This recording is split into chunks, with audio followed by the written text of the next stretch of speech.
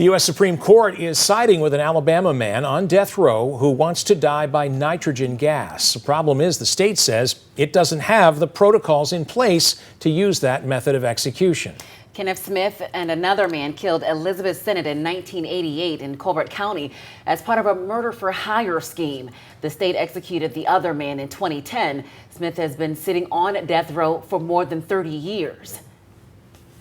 WAAY 31's Megan Reyna joins us now in the studio after hearing Elizabeth Sennett's son, who says his family is ready for closure. Megan. Yeah, Dan and Nicole, you might recall Kenneth Smith was supposed to be executed by lethal injection back in November. The family, including Elizabeth Sennett's son, Michael, was there when executioners failed to find a vein they could use and his death warrant expired. Since then, they've been left anxiously waiting for justice. You know, I think about my mom every day, but when I think about her, the execution and Smith and Parker and Williams and all that, they all come up too. Elizabeth Sennett's son, Michael, is feeling frustrated over the legal battles. Most recently, the Supreme Court sided with Smith as he argued he should be executed using nitrogen gas. It's about time.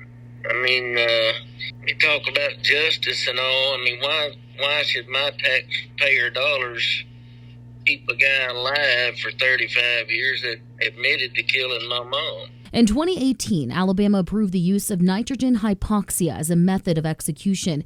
In a statement, corrections leaders say they've completed many of the preparations necessary for using nitrogen hypoxia, but are not done yet.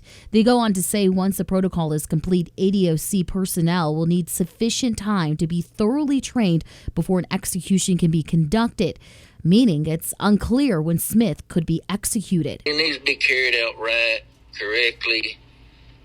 Get the job done, and let's move on. Justices Clarence Thomas and Samuel Alito dissented Monday's decision. But at the end of the day, Sennett says he doesn't care how Smith dies, but believes he's been on death row long enough. He's got a debt to pay, and it don't matter to us how it happens. And we've also reached out to Governor Kay Ivey about that decision today, but we have not heard back. Nicole?